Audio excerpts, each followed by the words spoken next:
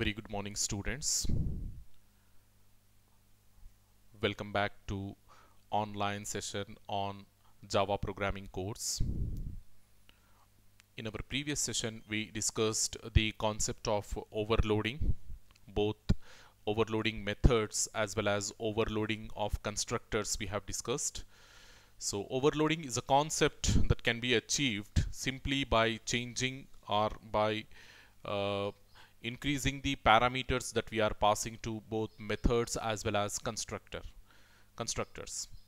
So overloading is a process in which a method can be used more number of times, or simply we can say same method name can be taken for more number of modules simply by changing the number of parameters or the type of parameters. After that, we discussed the argument passing techniques, parameter passing techniques, that is call by value and call by reference. So call by reference we cannot achieve directly because in Java we don't have parameters. So in order to achieve call by reference, we have to depend on objects. So simply by passing the objects, we are achieving call by reference. If you are passing the primitive types, the mechanism will become like call by value. All primitive types, your integers, your characters, your strings, your whatever you are passing, it will become like call by value mechanism. So suppose in place of primitive types, if you are passing the objects, it will become call by reference mechanism. Then we have discussed returning of objects. So simply by passing the objects to methods, we are achieving call by reference mechanism. So when you are passing the objects as parameters, it is also possible to return the objects from a method. So how we are returning the object? Simply by using the return keyword followed by the suitable object we are passing from the method. So this mechanism I have shown you in my previous session. So yes, overloading of methods we discussed and I have demonstrated that one. Overloading of constructors we discussed and I have demonstrated that one. Then argument passing techniques, call by value we discussed, call by reference we discussed, then returning of objects also we discussed. And I have demonstrated that one, how we can return an object from a method, that also I have explained. Okay. Then in today's session, we'll be discussing on the important concept in methods, that is recursion. So what do you mean by recursion? We need to discuss, and I have to demonstrate that one. Then after that, we'll be focusing on static keyword and final keyword. So these things we will try to complete in today's session.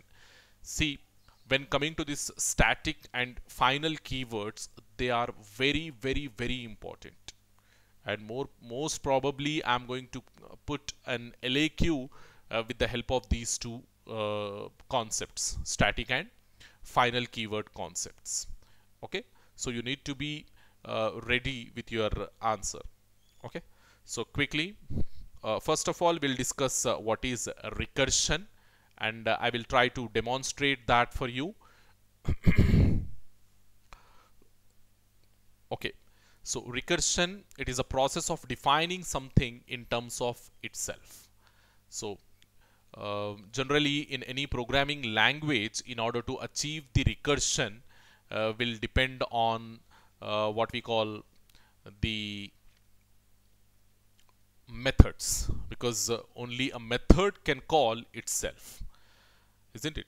So if some entity is calling itself, or if you are implementing something in terms of itself, then we call that process, we call that phenomenon as recursion. So in any programming language, the concept of methods is used to achieve the recursion. A method which is behaving this property, recursion property, or a method which is calling itself, we call it as an recursive method. So all these things we discussed in both your C as well as in your C++, isn't it? Recursive functions we discussed over there, but as in Java, as in case of Java, we don't call them as functions, rather we call them as methods. So here we have to call them as a recursive method. Okay, so the recursion is a process of defining something in terms of itself. In programming languages, generally we use functions or methods to implement or to achieve the recursion, and a method which is calling itself, we call it as a recursive method. So the basic or the classic example in order to explain this recursion in any programming language is finding the factorial of a given number. So with the help of that only we can implement or we can achieve the concept of recursion. We can explain the concept of recursion. So quickly, I will open Edit Plus for you to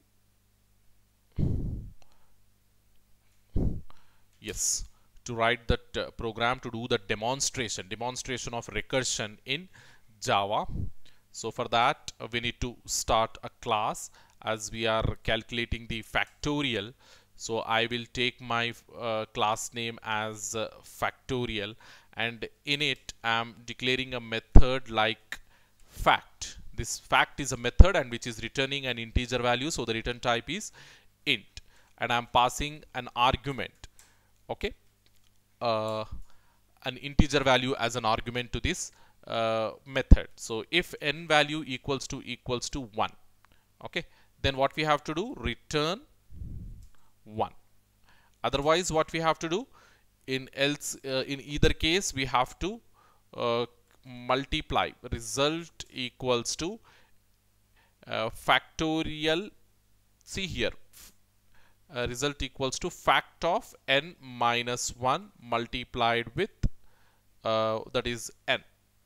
Okay, so here this fact, when we are seeing this fact is a method, isn't it? Fact is the method name, and here fact itself calling, fact is calling itself. So that's the reason we call this process as an recursion. So then in this case, after calculating the result, we need to return the result. So that's it. This is my class, and then yes, I have to write my public class, that is our test demo, our program name test demo, and in this we have to write our PSVM public static void main of string arguments, okay, and in it I need to put my code. So I have to create an object for this factorial class, and using that object I need to call this factorial fact method. I need to call this fact method, which in turn calling itself. So here how it will be iterate, how it will repeat itself, because calculating factorial, it is something like a looping process, it is an iterative process, isn't it? So how it is achieving that iteration, in the sense using recursion it is achieving. In C only we discussed, in order to achieve recursion we have two different ways. One is looping, other one is recursion using loops. Any classical loops like your if for loop, your while loop, your do while loop, any of these loops you can use in order to achieve the iteration. That is one approach. And the second approach is using recursion also we can achieve the iteration. And over here we are using recursion because when the statement comes, suppose let us assume n value as 5. So then what will happen? N value 5, it will come over here. If n equals to 1, this statement fails. So what will happen? The control will come over here and factorial will call itself again. Fact will call itself again. So what happens? We are calling the fact by decrementing n value by 1, isn't it? By decrementing n value by 1. So what will happen? Now in the next iteration n value will become 4. Likewise another iteration 3, 2, 1. In this way it will repeat itself 5 times, isn't it? If you are taking n value as 5, it will repeat itself 5 times, and from the base case towards the result it will calculate the final factorial value of a given number, isn't it? From the current case to the base case. In every recursion process there will be a base case, we know that one. So by decrementing n value by 1, decrementing n value by 1, it will moving towards the base case, and once the base case is reached, again it will go back and it will calculate the factorial. This phenomenon, this procedure we are aware from C language. Over there we discussed this recursion, an entire unit is there over there. Here one small concept we have, but in C we have an entire unit on recursion. Over there we discussed in detail how this recursion will end when it is reaching the base case, isn't it? So quickly, I will create the object to this factorial class. So that is my factorial. Is it? Yes, factorial. Then what we have to do? Create the object, that is obj object factorial equals to new factorial of, like this. Now the object is created, and using that object we can call the fact method. We can call the fact method. So directly I'm printing the factorial of different numbers. System.out.println of, just see how I'm doing that one. So factorial of 3 is colon, okay, close the string, add objf of objf of, what is the function name? Fact is the function name of 3, factorial of 3. This will print the factorial of 3. Same thing, okay, instead of typing once again, I am copying and coming over here, and I am factorial of 4. Let us assume I want to calculate the factorial of 4. Then here also we need to pass the factorial of 4. Take another, this time calculate the factorial of, go to the beginning and calculate the factorial of some 7 or 6, whatever you wish. I'm taking 7. Hope it will not cross the limit of integer. So here also I'm taking the 7. So now what we have to do, let me just check whether it is going smoothly, because yeah, I have added a new camera over here. Because of that I'm getting issues, so that's the reason I'm checking again and again. So no issues so far. So save this. The program got saved with testdemo.java name. Now go to compile. Yes, it is giving some issues over here. We set a result. Okay, we have not declared the result. I think we need to declare the result variable also. So over here, okay, here we need to declare the result.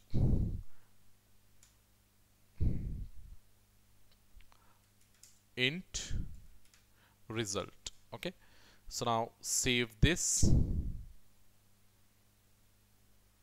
compile.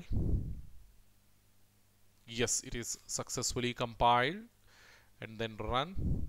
As you can see, it is printing the factorial of 3 as 6, factorial of 4 as 24, and factorial of 7 as 5040. Okay, like this it is printing all the values. So how it is calculating the factorial of each and every integer we passed, in the sense with the help of recursive approach. Okay, so it is calling itself recursively in order to achieve the iterations, and finally it is printing the result of the supplied integer. Okay, factorial of the supplied integer. So this is something we have demonstrated recursion in Java. Okay, after this we have another important concept in Java, that is access control. Okay, introduction to access control. This concept is also not new to you, because you have already discussed this. We have already discussed this concept in C++. Access control in C++. Access modifiers. Access control is nothing but access modifiers. Like we have access modifiers, public, private, protected, isn't it? So how these access modifiers differs with each other, and is there any extra modifier in Java apart from these three, that we are going to learn in this particular concept. See, access control, in order to restrict the data out of the class, okay, in order to protect the data, in order to provide the security to the data, we are using this access control mechanism. So basically, when we have seen the definition of the class, we said it is a way It is a mechanism, it is a technique of providing encapsulation in object-oriented programming. So what do you mean by encapsulation? Encapsulation is nothing but it is binding, isn't it? It is adding multiple things together as a single unit. Adding multiple things together as a single unit is nothing but your encapsulation. So over here, when we are creating a class in Java, what we are doing? We are keeping both data as well as methods into that class. Okay. So the recipe of the class, if you see, in that we are having data as well as methods, isn't it? So using that methods only we can access the data. There are different approaches in which we can access the data from a class, isn't it? So if you want to protect the data which you have kept inside the class, which you have encapsulated inside the class, there comes the role of these access controls. So with the help of access controls only we can achieve the what we call protection, security. Okay, so encapsulation links data with the code that manipulates it. Okay, encapsulation, what it is doing, it is linking the data with the code that manipulates it. Okay, encapsulation provides another important attribute, that is access control. So as I told you just now, when you are keeping the data inside a class, how, to what level, to what extent you want to protect the data, that we are going to achieve with the help of this access control. Okay. Yes, encapsulation, it is a way in which we can protect the data, in which we can provide security to the data. And access control, controlling the access, is one such way.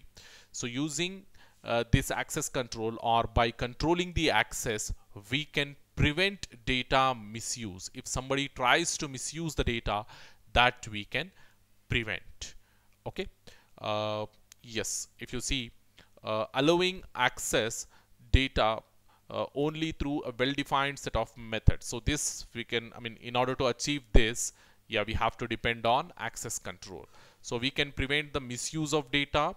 If properly implemented, a class creates a black box. So a black box is something, it is a locked box, or it is a box in which the content is hidden. Okay, so in software terminology we use this black box and white box. Okay, if what you have coded inside a method, or what you have coded inside your application, if the code is transparent, if the code is visible to everybody, then we call it as a white box, because there is no security, because there is nothing hidden into it. We call it as a white box, open to the world. Okay, then the other term which we have is a black box. If you want to make your class like a black box, then simply hide it, simply prevent it from misuse, from unauthorized use, from tampering, we can say. So a black box is something in which what you have, you can't see. Suppose if you have a transparent box, even if the box is locked, you can easily see what's there inside that box. So transparent box, when I'm saying, we call it as a white box. But if it is a black box, what is there inside that black box, nobody can tell. You need to open it and you need to see it, isn't it? So the inner working, okay, if it is a black box, the inner working of which are not open for tampering. So it is completely closed, locked, not to be seen by unauthorized parties, or it is completely prevented from misuse, and it is not open for tampering. So all these terms you need to understand. Not open to tampering. So using encapsulation, using access control, okay, we are achieving all these things. We are making a class like a black box. We are providing security, and we are making a class like a black box so that nobody can see it, nobody can misuse it, nobody can tamper it. Okay. So how a member can be accessed is determined by the access specifier. So over here, we, in order to provide the access control, we use access specifiers. Okay. In C++ we call them as access modifiers, but over here we are calling them as access specifiers. So using these access specifiers, we can provide the access control. Okay, so Java supplies a rich set of access controls. Okay, some aspects of access control are related mostly to inheritance and packages. So in order to understand thoroughly about all the access specifiers, we need to depend on inheritance concept as well as we need to depend on packages concept. This we are going to study in your second unit. Okay, so Java's access specifiers are, we have public, we have private, we have protected, and there is another apart from these three, there is another important access modifier, that is access specifier, that is a default. Remember this one, it is also a keyword. Like public, private, protected, your default is also a keyword and it is an access specifier. Remember this one. Okay, so Java's access specifiers are public, private, protected, and the default one. So in order to make something as public, you need to specifically mention the term public over there. In order to make something as private, you have to use the private term. In order to make something as protected, you have to use protected term over there. If you don't use any of the access modifiers like public, private, protected, then it will become a default access modifier. So far, whatever programs we have written, we have not specified the access specifier over there. So by default, all the data members, all the methods, whatever we used so far inside the class, they are of type default only. Remember this one, they are of type default. Okay, so when a member of a class is modified by the public access specifier, then that member can be accessed by any other code. There is no restriction. If you make a particular a data member as an, if you make a particular member of a class as a public, then there is no restriction, not even a single restriction. Anybody can access that code, that data. Okay, so zero security. Public means zero security. When a member of a class is specified as private, private means it is completely blocked. No access at all. Outside the class, no access at all. Zero access. Okay, so public means zero security, full access. Okay, public means zero security, full access. But whereas private means full security, zero access. Remember this one. Opposite. Public and private both are exactly opposite to it. Okay, so next thing is protected, that we are going to discuss in detail in case of inheritance. When we start inheritance, over there we discuss about protected access modifier, access specifier. Then there is another access modifier, the default access modifier, that we discuss in case of packages. When we start packages, there we will discuss about default access specifier. Hopefully you understood. So the next thing, this is the tabular form where I have explained, where I have given the complete picture about these access modifiers, the default one, private one, protected one, and public one. Public one, if you see, we start with public. Public one, if you see, inside the same class, we will have full access. Okay, within the same class, we'll have full access. And same package, same subclasses, we have full access. Same package, non-subclasses, also we have full access. Different package subclasses, we have full access. Different package non-subclasses, we have full access. So public means no security at all, full access. Protected means only in case of non-subclasses of different package. Okay, non-subclasses of different package will be restricted and rest of them they can access. Private means full security, no, zero access. Only within the class members can access the private members, within the class members, and rest of them all no, full security. Then we have the default. Okay, in case of packages we get the access restriction. Other than that, we have full access. Only in case of package, wherever we have the term package, there the restriction will be there. Okay, other than that, we have the full access. Remember these access modifiers and how the access will be restricted. With the help of demonstration, we will see But for now, we will see only for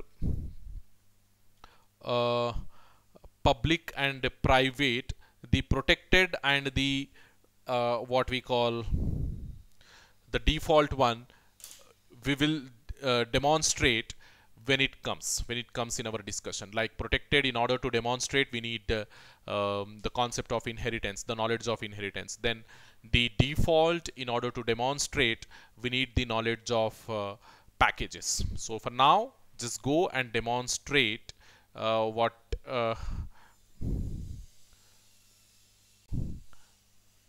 public and private. So I will delete this one.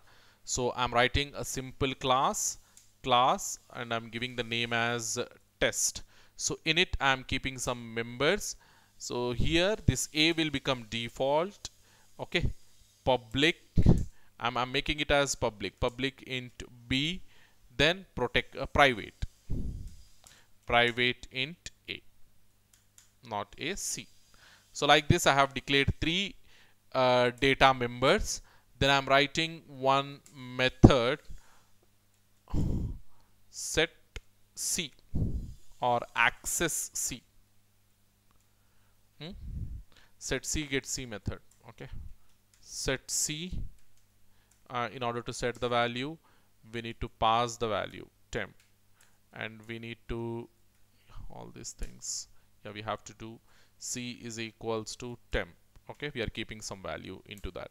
Then get C, integer we are dealing, get C, and nothing over here, it is a void. Then here yeah, return C. Okay, setter and getter methods. Then go to our public class, that is class test demo, and within it what we have to put, create the object of your upper class, that is test TOBJ equals to new test of. Okay, so now can I access TOBJ dot A over here? Yes, I can, because it is default. So as long as there is no concept of package, we don't have any kind of restriction. So public, you can it will act like a public only default. If there is a concept of package, we will have restrictions. Okay, and since we don't know what is package so far, and we don't know how to introduce packages in our classes, so even if this A is default, as we have not specified any access modifier for A, it will become default, and there is no package concept, so it will act like a public only. So you can access this A out of the class. So now accessing B, can I access over here? Yes, you can access TOBJ.B equals to some 20. Like this you can access, because B is public, you can access anywhere. Then can I access TOBJ.C equals to 30? Is it possible? We will see. Okay, so after this what we have to do, we need to print the values. Okay, we need to print the values of A, B, C. So I'm writing our system.out.println of. Okay, so A equals to, I'm printing A value plus A. Okay, then copy this, come over here, paste it, print B value. Okay, can I print like this? No, not possible. It is out of the class. So obj TOBJ, not obj, temporary object dot A. This is temporary object dot B, because they are out of the class, isn't it? So you have to go in this way only. Then we are printing C TOBJ dot C, like this. So these two, they are okay, but we will get issue with this C, because C I cannot access directly out of the class, because C is private. As you can see, I cannot access it directly. I need to do something in order to access this C. So now save this, go to tools, compile. You are getting error.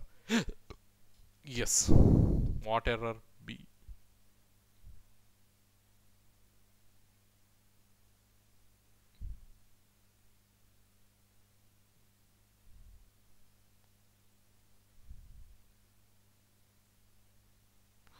Yes, we have not kept our PSVM. Public memory is not allocated. Public static void main of string args. Okay, here you put all these things within it, then here you come and close it. Now you save it, come over here to tools and compile. Now you can see, yes, here C, in case of C only we are getting. C has private access in test. So private access means we cannot access C out of the class. So what we can do in order to access the private data members, in the sense we make use of public public member functions or public members, public methods of class test. So here set C and get C are public methods. So here, even though I have not specified the modifier public, I have not specified, but it will act like public only. By default it will act like public because it is default access modifier and there is no concept of packages, so it will act like public only. So here when you try to access the C, you cannot access it directly, rather you need to access it with the help of method. So set C I need to call in order to set the value of C, and get C I need to call in order to get the value of C. So that how I will do TOBJ dot, here you put set C, capital C or small c. Small c only I kept, so here also you could put small c. Okay, set C, save it. So this problem is solved. Setting the value is solved. Still, getting the value you cannot get it directly. Again, C is a private and you are trying to access C directly. So how we can get C dot get C off? With the help of public methods we are doing. Setting the value, getting the value with the help of public methods we are doing. Now you will get ABC value. Okay. Compilation is over. Now execution, as you can see, ABC value we are getting.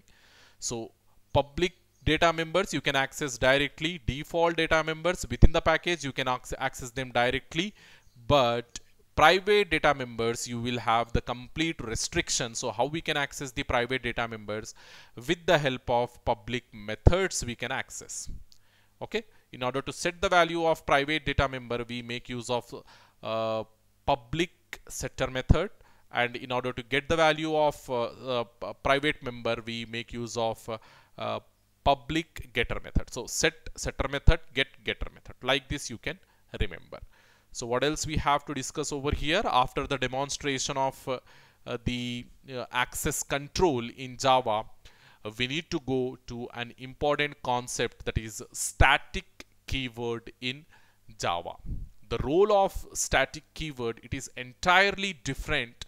The way how we used this static in C, the way how we used this static in C++, and the way how we are going to use this static in Java, it is entirely different.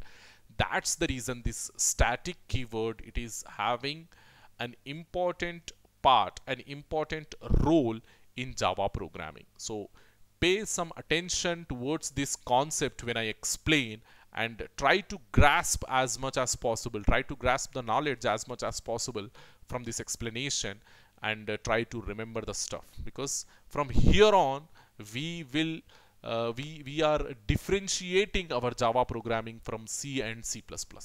So far whatever concepts we discussed here or there, nevertheless they are similar to your C and C++, but from now on, like finally keyword, static keyword, they are all different. And we are also going, in our upcoming next class we are also going to discuss about super and this keyword. These two are also different. Okay, so quickly without wasting much time, just start about this static keyword. So why we use this static keyword? In the sense, in order to do memory management. Okay, to do the memory management, mainly we use this static keyword in Java. Memory management in the sense accessing the memory or using the memory efficiently. Okay, this is one way of using the memory efficiently. So we can avoid the unnecessary memory allocations, or we can avoid the unnecessary wastage of memory. Okay, So it can be applied with variables, methods, blocks, and nested classes. Variables, you know, methods, you know, blocks in the sense normal statement, normal set of statements. So like this, we are going to have a set of curly brackets and we will put some statements within this block. So this is opening curly bracket and closing curly bracket. Block is nothing but it is a compound statement, collection of some statements. Okay, so generally we create a block of statement in case of control structure or in case of a method, in case of a class. Okay, but over here, without using these things also you can create a block, like without using class, without using a control structure, without using a method also you can create a block. That how we going to do, and how, what is the role of it in Java programming, and how it is helpful in our programming. All those things we will discuss in this session. Okay, so static can be used with a variable, with a method, with a block, and with a class. So what happens if you use static keyword with a variable, that we need to discuss. What happens when you use this static variable with a method, with a block, with a class? All these things we need to cover.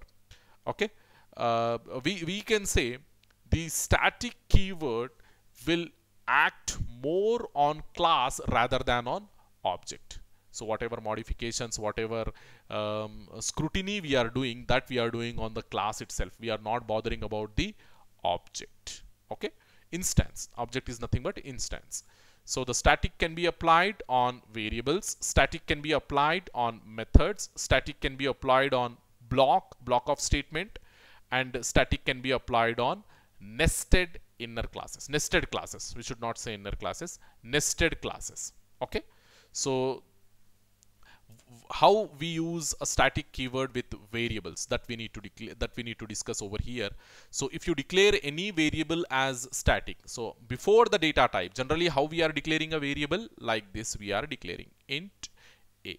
So if you put static before the variable type declaration, so now this variable a will become a static variable.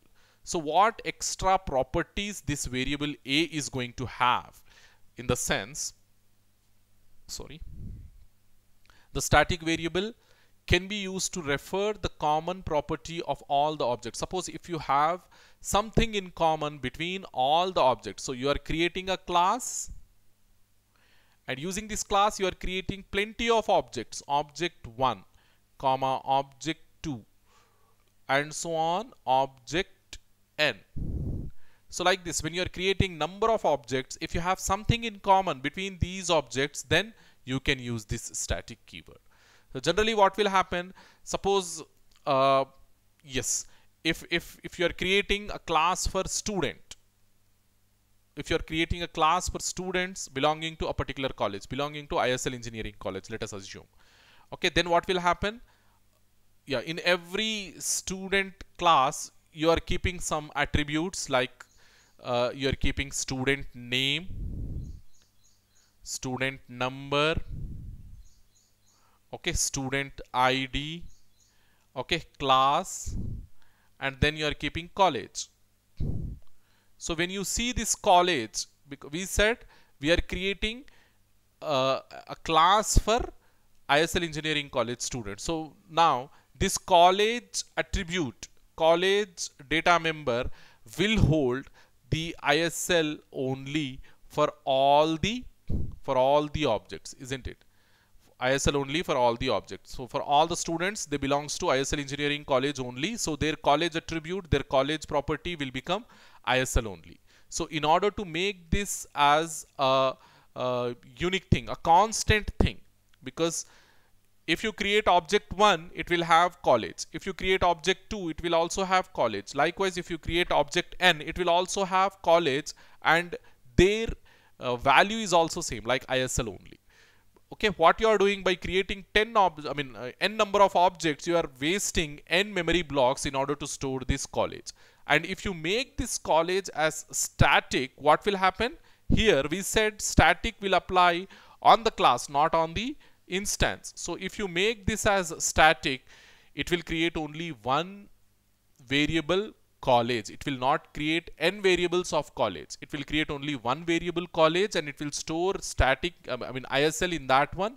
And for all this college property will be applied on this all objects, object 1, object 2, and so on, object 1, object n. For all these objects, this college property will be applied, and it will consume only one block of memory. Instead of consuming n blocks, now it will consume only one block. So that is the advantage. That is how we can make memory efficient, our program memory efficient, with the help of this static keyword. Okay, so the static variable can be used to refer the common property of all the object, okay, which is not unique for each object. For example, the company name of employee, college name of student, etc. They are common for all the students, isn't it? The static variable gets memory only once. It will not get the memory more than once. It will get only once. Okay. So the advantage of static variable, it makes your program memory efficient by saving the memory. So over here you can see, just now I gave you this example. We are creating a class student, and in this student class, what I kept the attribute roll number, I kept the attribute name, and I kept the attribute college. So over here, roll number is different, name is different for different for number of students, but when it comes to college, it is common for all the students. That is ISL, or here they are saying ITS. Okay, like this. Okay, so yeah, the demonstration, if you see for this static,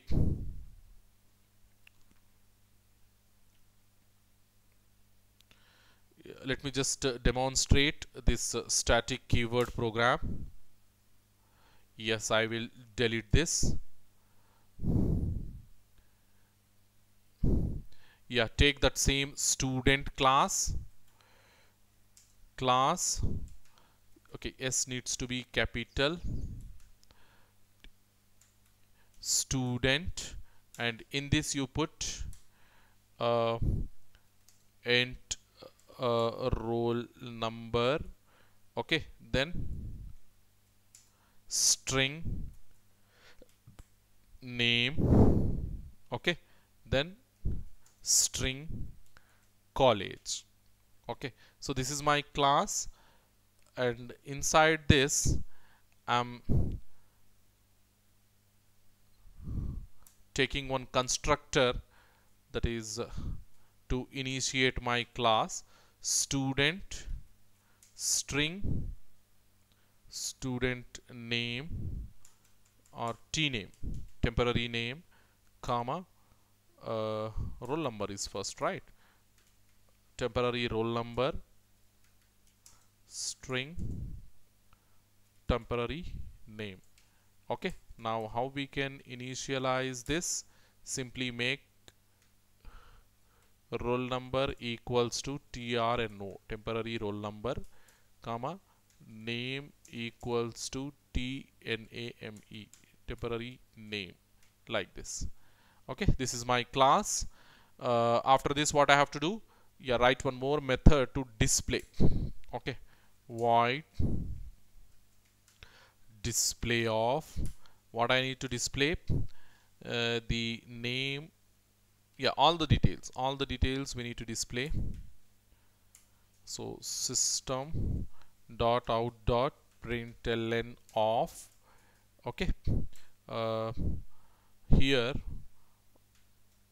roll number plus, give some space, plus name, plus give some space, plus college. Okay, college also we are displaying. Okay, so over here make this college initialize some value here equals to ISL, because all the students will have same college ISL only. So this is the display method. Display method is also over. Now go to your public class, create object, and call all these methods. That's it. So what is that? Class test demo. Okay, come into it, get inside it, and put over here student s1. we are creating, sorry, first we need to call the, every time I'm forgetting this one, public static void main. Okay, static void main of string args arguments. Okay, so into it what we have to do, yes, student s1 equals to new student of, yeah, here you put name of the roll number of the student. Roll number we have taken integer, or what? Integer we have taken. So roll number 101. Okay, name of the student you take some John. Close. Okay, student s2 equals to, we are creating another student, student of, okay, give his id like 102 comma, and put the name as Albert. Okay, some random name I have taken.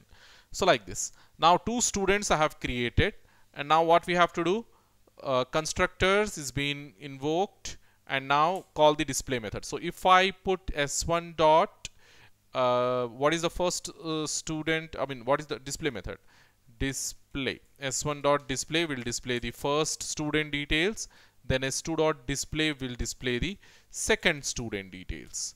Okay, so over here we are not using any static. So what will happen when it is printing the student 1 details, it will use this college attribute separately, and when it is printing the student 2 details, there it will allocate the college details separately and print the college details separately. So that is something like this, I will explain. So when it will create, where is that, yeah, here, our program, yeah, here, see here, when it is creating the object s1, when it is creating the object s1, what it will do in that s1 object, s1's memory,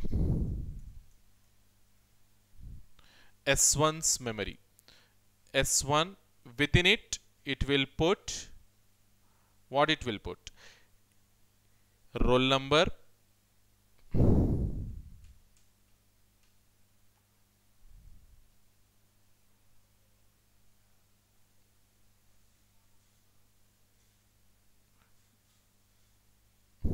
yeah, here it will put roll number, it will put name, and it will put college. And here what it will do, it will put the display method. Okay, first for s1, then s2, again it will do it separately, like it will take separate memory block for s2. Yeah, here also it will put roll number, name, college, and display method, like this. So when you are initiating RNO, roll number 1, then name like John, then college like ISL. Here also same thing, roll number 102, name Albert, like this we have taken, college ISL, like this we have taken. Separate memory locations to store this college here and to store this college here. It will do like this. Okay, they will become part of instance. If you don't take static, they will become part of instance, and they will consume extra memory every time, even though you are saving the same value for college attribute for all the students, not only s1 s2. Even if you create sn, it will consume an extra memory, even though it is common property and having the same value, but it is consuming the same memory. Okay, same memory again and again. So in order to avoid that one, what we can do, first you execute this program, save this program got saved, then compile. Sorry, I have not done the compilation. Compile. Yes, it is trno. String cannot be converted to integer. Trno. Here when I am receiving it, you should put integer, it is not string. Okay, then compile. Just compilation successful. Now you execute it. As you can see, Okay, it is not printing name, right? It is not printing the name. What is the problem in name? Null it is giving. Albert.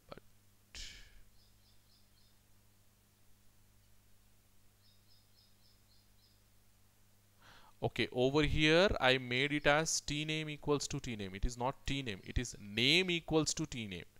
Save it. Now compile. Yes, it is done. Then run.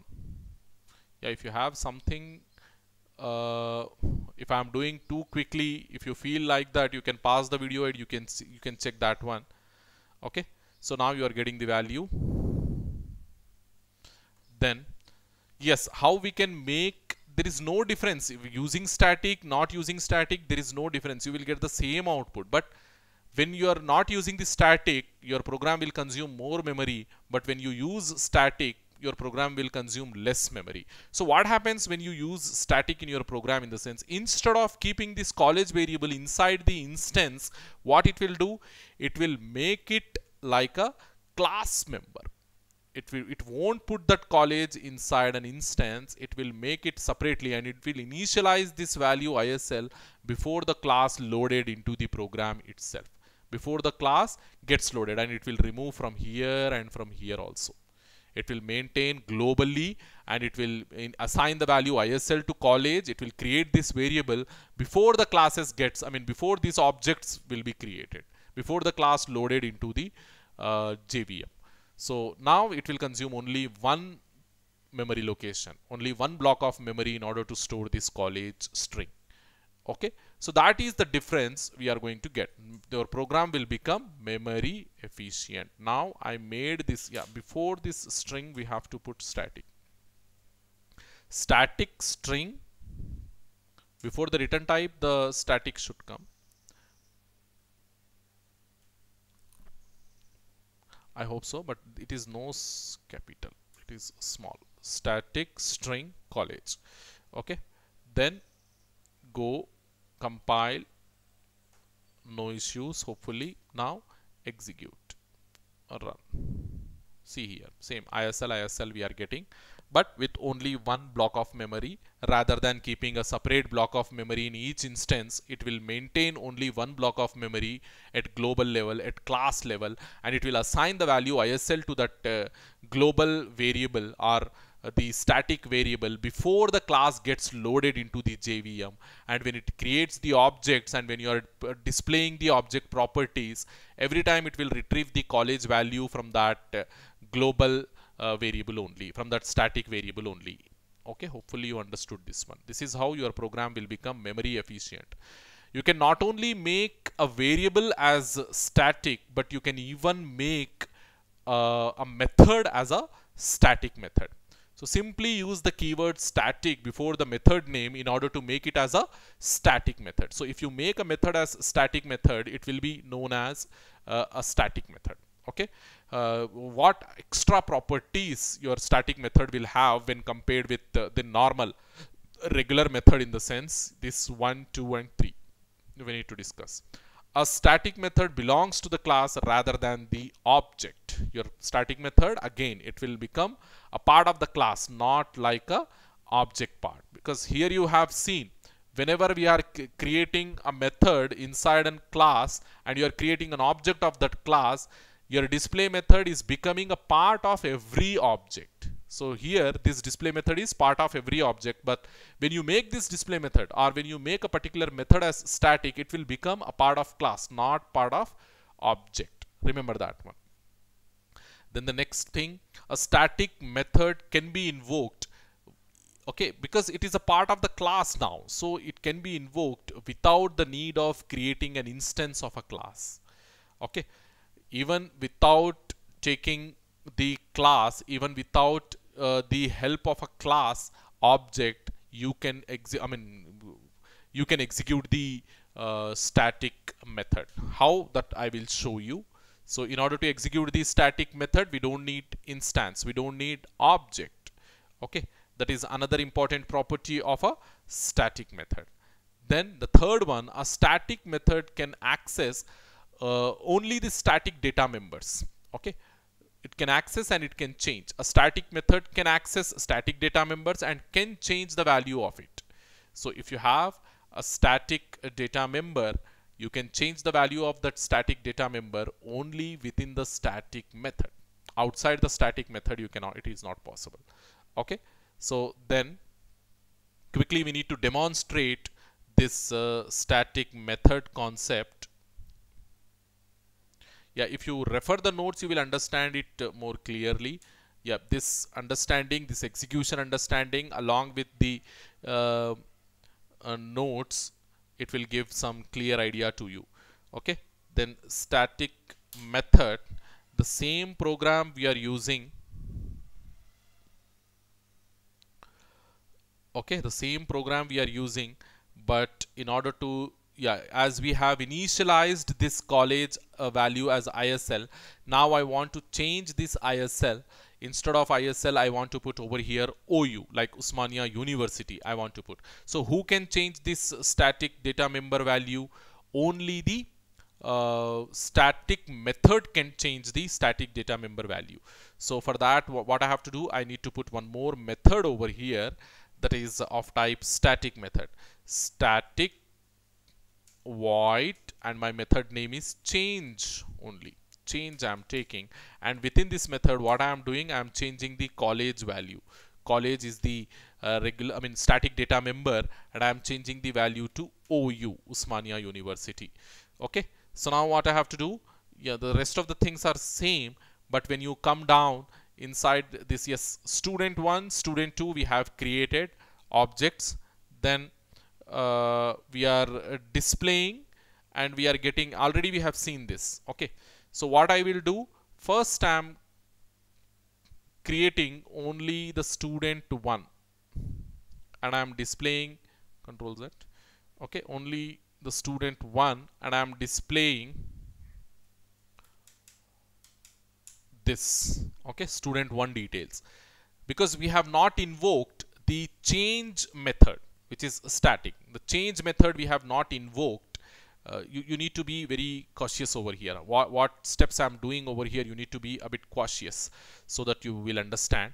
So now I have created the only one student, student 1, and I am displaying the student 1 details. So what it will display, just go compile, compilation successful. I think I forgot to put this semicolon at the end.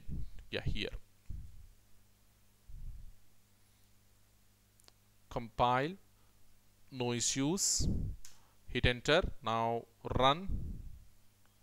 As you can see, 101 John ISL. Okay, so next I am creating the second student. Okay, here S2 102, here Albert, and I am displaying the S2 details. So another student I have created, compile, successfully compiled, then execute. Yes, you can see Albert and ISL we are getting. So next thing, yeah, after creating student 1 and before creating student 2, I want to change the value of college. I want to change the value of college. So what I have to do, I have to call that college, I mean I have to call this change method over here. So calling this change method, it is a static method. So what we said, we can call the static method without the need of creating an instance. So I want to call the change method without the need of a object. So that is how I can call. I can call like this, student, directly with the help of class name.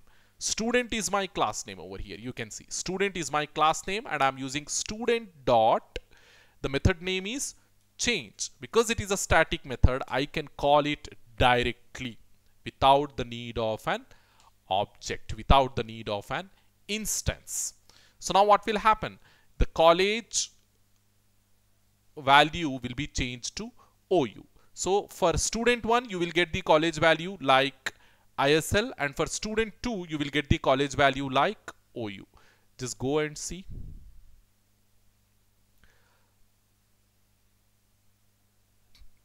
success, then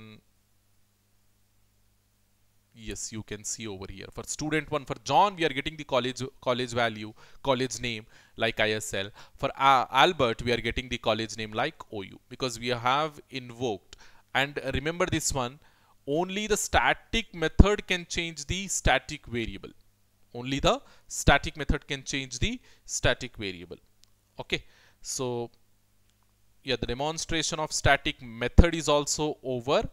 So the next thing, yeah, this is a regular normal example over here. Static method cube we have taken, and this cube to invoke, yeah, directly with the help of calculate class we are invoking the cube. You can see over here, calculate cube of 5, calculate dot cube of 5. We have not created any object for this calculate class in this particular program.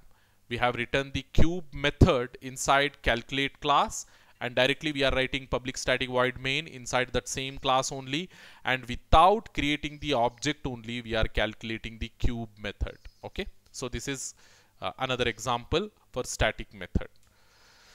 Okay, restrictions. I mean, what restrictions on the method we are going to get when you make a method as static, in the sense there are two basic restrictions that we are going to get when you make a method as a static method. They are: the static method cannot use non-static data members.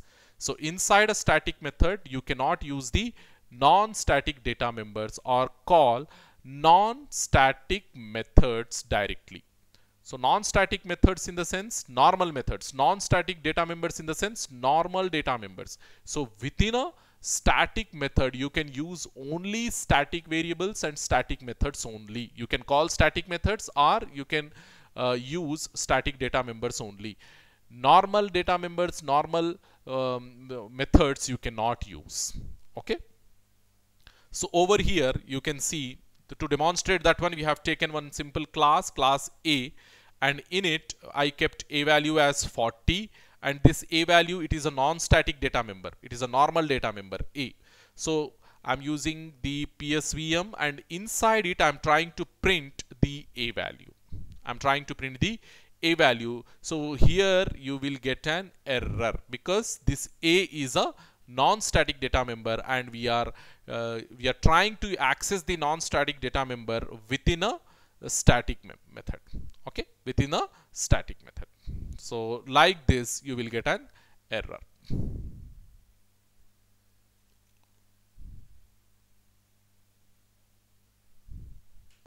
So to demonstrate that one, we will go and we will see what error we will get over there. So, or maybe your advanced Java version will support that one. Class A, then put int a equals to 40. It is a non-static data member. Then public static void main of string args. So your main is now a static method. Okay, a static method. So in it, can I print system.out.println of a? So like this we have done. So save the program. Okay, now I cannot make the program name as a over here, because my file name is test demo. So I will make the program name as test demo now. So go compile. Yes, you can see non-static variable a cannot be referenced from a static context. So this main function, main method, what I have written in my program, it is static context, and from the static context you can access only the static members. Non-static members are completely restricted from access in the static context. Remember this one. So the next thing what we have, we quickly go and we see. So the other restriction, this is the first restriction we have discussed. The other restriction, it is related to super and this keywords. Okay, in your inheritance concept we will discuss about this keyword and super keyword. Over there I will mix the static concept also, and I will explain over there. Okay, why is Java main method static? It is because the object is not required to call the static main method. Okay, see, if you don't have if you don't make your main method as static, then your JVM needs to create an object of a particular class, and then it has to invoke the main method using that object, isn't it? So that we are not doing. That nowhere the JVM is doing. Okay, to avoid that extra burden, to avoid that extra memory of creating an object, what we have done, we are simply making our main method as a static method. So when you make the main method as a static method, then there is no need to create the object of the base class. I mean, the class which is holding the main method, isn't it? So without creating the object directly by using the class name, we can execute the main method. Hopefully you understood. So creating an object means allocating extra memory. Okay, that as much as possible we have to avoid in our programming. Okay, so next thing, the static block and the static nested class, and also the other important stuff we have, like the final keyword in Java, that we will discuss in our next class hopefully. Okay, so already it is more than an hour, I believe. Yes, it is 1 hour 5 minutes. So we need to stop our lecture here. And about this static block, static nested class, and the final keyword we will discuss in our next session. Okay, thank you very much, students.